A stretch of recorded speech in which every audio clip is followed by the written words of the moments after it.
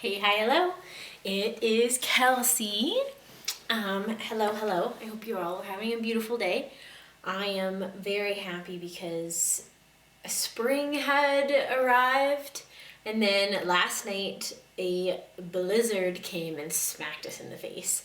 I do like winter and snow, but I am ready for spring and sunshine. So the sun is shining again.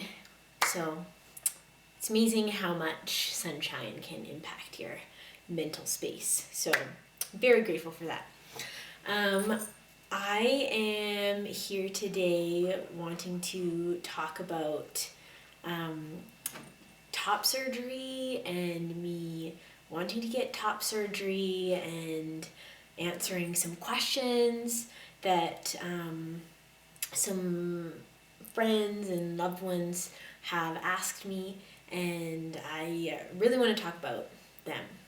And first off, I just wanted to say that I'm sharing in this space because I want to, not because I feel like I owe anyone an explanation for who I am and the choices that I make, and no one ever needs to explain or validate or say, hey, I'm this way and these are the reasons why. And so, yeah, that's not the case.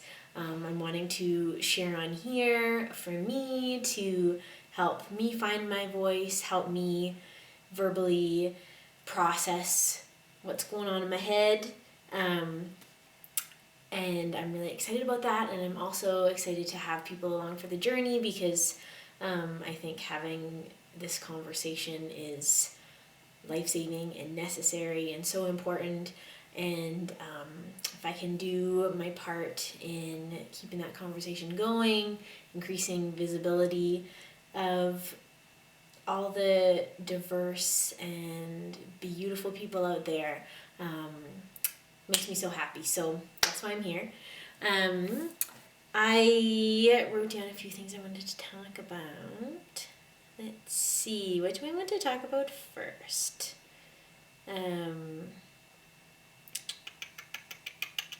Oh, yeah, okay. I wanted to talk about why I wanted to and want to and I'm going to get top surgery. One of the questions that was posed by a friend was, what are my least favorite things about, like, boobies? And I also wanted to talk about, I know she didn't, this isn't what she was referring to, but it just kind of made me think about the difference between sexuality, sexual orientation, and gender identity, expression, and those two things hold hands a lot, but they're also extremely different. My sexuality is that I love women, I'm attracted to women, I want to be in romantic relationships with women, and that hasn't changed. Although my gender expression and gender identity is changing. And those two things talk to each other, but they're also different. My gender identity is that where I've landed right now is non-binary, and I love that. I love being able to decide for myself how I want to express my gender. And, like, yes, you can express all the beautiful parts of gender no matter what your gender identity is, and that's so important. But me, on my own journey, I've really identified with and seen other people that are non-binary, and I look at that and it makes my heart sing. And for now, I'm like, this is great and this feels good, and that's the only explanation I need, is that it feels good. So yeah, but to return to my friend's question, I love boobies on other people. I think they're a beautiful thing, but for me, they don't feel good on me. A lot of individuals from the people's stories I've listened to, a lot of times people experience body dysphoria, which just means that you're born into a body that doesn't match your heart, your soul, your mind, your spirit, and so you experience discomfort, pain, suffering. It just doesn't feel like it translate, and it's in accordance, and it's just ick. For me, the body dysphoria was on it seemed like the lower end of the spectrum. It wasn't causing me a lot of suffering, but it doesn't feel quite right, and if you can make a change to feel more yourself, like, do it. And so I'm doing it. Yeah, but for me, it ended up, it just feels more of like a burden than a point of pride and something I love. I don't like wearing bras. Like, it just feels so restrictive. Like, when I look at myself in the mirror in a bra, like, it doesn't make me happy. I don't feel confident or sexy. It just feels like I'm, okay, like, I have boobs, like, they'll jiggle around if I don't strap them in. Like, I guess I have to do this kind of thing. And it would just, straps would rub and be uncomfortable no matter how tight or loose they were. And yeah, just, I didn't feel like myself. And also, recently I've started expressing myself in more of, I'd say, a masculine light, and it does make it trickier to dress in certain clothes when you have boobs. I like wearing button downs. I like, more masculine tops, and like, I still don't have quite as like broad shoulders as like a man does, but it still makes it tougher fitting in the clothes that I want to wear. And some people might be like, oh, like, that seems drastic that you would want to,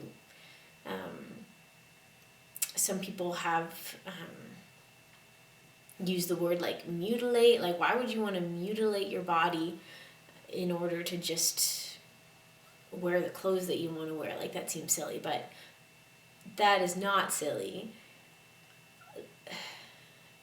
How you are on the outside, the clothes that you wear, how your body is, it has a huge impact on how you feel on the outside. And like, if you're in a toxic, harmful situation, you're going to get yourself out of that situation. And similarly, if you're in a body that sometimes feels toxic and not right and makes me want to live in my head as opposed to live in my body, that's not right, and I'm going to get myself out of that. So yeah, I'm very, very excited for top surgery. Let's see what else. One question was the decision to get top surgery an easy decision to make? And to that I say, hell yes. It's crazy how, like, it seems like such a big thing, and it is a big thing, but also it took me, like, once I realized that it was an option, it took me no time at all to decide that I wanted it. And sitting here, I have zero doubt in my mind that I want top surgery. And that is, it's hard to have a decision or a situation where you just are you have no doubt in your mind, like, so much certainty. And it's crazy. I just 100% certainty this is what I want. And it feels so good. Ooh, another question was regarding insurance and, like, the price of top surgery and, like, insurance on the surgery. Very, very complicated. It's not cheap. it depends on like how big your boobs are and things like that, which procedures you have to get. It can be anywhere between like around 2,000-3,000 to 12,000-13,000 Canadian. It kind of depends who you go to, what procedure you're gonna get. Very complicated and very inaccessible to lots of people, because that's a lot of money, and for something that is so important. But and it seems like insurance companies are starting to cover more of these procedures, which makes me so happy. The tough thing is that they haven't really caught on to the need for non-binary individuals to have this surgery covered and be more accessible. So that's really, really tough. But I feel like we're getting there, the conversation is happening, and I hope we have some change, because it is life-saving. But the route that I'm kind of going is I am going through a medical credit card that was recommended by my surgeon. I just have to pay a fee up front to hold the surgery date, and then pay the remaining balance before the surgery on this credit card. And then as long as I pay for the surgery within 2 years, I don't have to pay any interest, which is fantastic because interest sucks, and I do not want to pay that. Even though it's an invaluable surgery, resources are important. And so definitely important to look into financing and read the fine print and know exactly what it all means, because it can be hella confusing and complicated. But it's look into your insurance, because it kind of depends, country, state, different insurance providers. You gotta check on an individual basis. It's kind of all up in the air right now. But another question was how I found a surgeon. I actually found a surgeon pretty quickly. Unfortunately, not in Canada. In Canada, I searched a list of surgeons who perform top surgery. I came up with a list of maybe 24. I looked on all of their websites, and it's sad. I wasn't surprised, but also it makes me really sad that only about 2 or 3 of all of the surgeons I looked at on their website publicly advertised that they were providing gender affirming or gender confirming surgeries, even for trans men, trans women. Very infrequent on their websites that they publicize about that or provided resources or anything. It was not there. And in not one of the websites did they mention non-binary individuals and what that looks like for them. And that was very, very sad.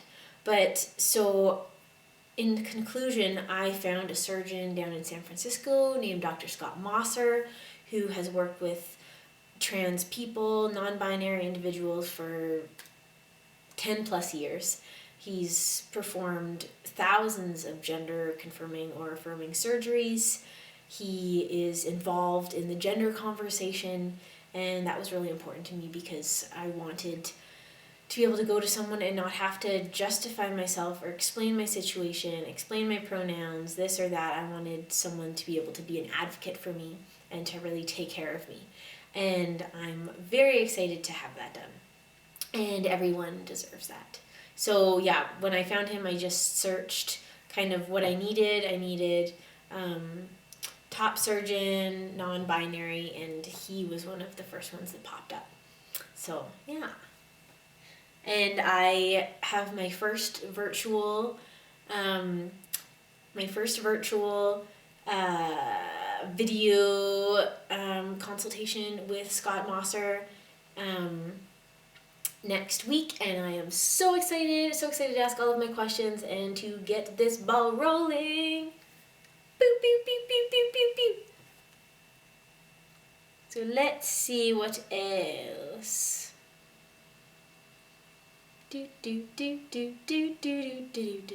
Another great thing, today I was watching this video by this awesome YouTuber that they were told by one of their followers, like, hey, you should check out this conversation that was started by this trans person about cis individuals, meaning individuals where their gender assigned at birth matches up with their gender identity and how they feel, and the importance of even cis individuals having a conversation internally with their people, their space about gender, and like that can lead to self-explorations of, hey, like maybe this gender that I'm assigned wasn't quite right, maybe not, maybe it just makes you learn more about yourself and say, hey, like how does gender fit in my life? How do I want it to fit in my life? What feels good, what doesn't? I think just having this conversation about gender and gender expression and what it means is so awesome. So I definitely encourage everyone who's watching to explore what gender means to them. So another great question a friend posed to me was, how long have I wanted top surgery for? Kind of two answers. I've subconsciously wanted it forever as I've examined my thoughts, my feelings, my being more, as I've begun to live more in my body, less in my head. I've realized that I've always wanted this body type that I'm going to have, and that's really exciting. But yeah, I've probably more recently been actively thinking about it in the last 3 months. I've just had more examples at my disposal, more understanding in language, different options, and so yeah, in the last 3 years, or 3 months rather, I've been really actively thinking about it. So this is such a great question. I was chatting with a friend recently, and they were telling me that they'd been wanting to ask me different questions about my gender adventure, but they didn't know what was appropriate to ask. They wanted to make me feel good and safe. They didn't want to offend me or anything, and I totally 100% understand that. I have that feeling a lot of the times when I'm engaging in a conversation that's new to me, a little bit unfamiliar, and to that I say, for me, as long as you're entering that conversation with me from a place of love and wanting to understand me more, you can ask me most things. How you would not want to approach a conversation like that is going in not understanding basically at all, looking to the person for an explanation to justify themselves, almost like you're going to interrogate them, and I've had an experience like that, and it's not fun or comfortable, and it just leaves you with doubts in your mind, which is so hurtful because there weren't any doubts in my mind, and there aren't, but it just makes you feel crummy and gross and just not seen. And so yeah, as long as you're approaching that with love and not misunderstanding and just wanting to listen and support, asking questions is great, because that's how we're all going to learn, and that's how we're all going to connect. And I love people that ask me questions from that standpoint, and please continue. Another topic I wanted to talk about was the kind of argument, something that someone said to me recently about why can't I just love the body that I was born into? Why do I feel like I have to change myself in order to love myself? And true, it's so important to love ourselves exactly where we're at and to be patient with ourselves and be compassionate. But also, sometimes the most loving thing we can do for ourselves is to make these changes. I realize that there's something that I can do in order to feel more confident and comfortable and relaxed in this body that's my home and that I respect and love, and I can make that process even more beautiful by making this change. Just like, if you're in a bad situation, you make a change, you get out of that situation. That's what I'm doing. I'm actively loving myself by giving myself the possibility of growing into who I already was. Okay, thank you so much for joining me in this wonderful afternoon chat about gender and gender expression and top surgery and all those beautiful things that I love talking about. It's definitely hard talking about it. It's hard being vulnerable. It's exhausting. Like, a friend put it wonderfully to me. She said, you can feel a bit of a vulnerability hangover, and I definitely get that a lot. But I'm just having these conversations, we're retraining our brain and letting it know that you're in a safe space, you can be yourself, you can relax into that. And if anyone has any questions, like, feel free to ask them from a place of love and wanting to understand and support. And I'm excited to continue on this journey and continue learning more about myself, and I encourage you to do the same and know that it's a safe space to explore that. All right, have a wonderful day. I hope it's sunny where you're at. I hope you have some animals to cuddle, and I look forward to speaking with you soon. Lots of love.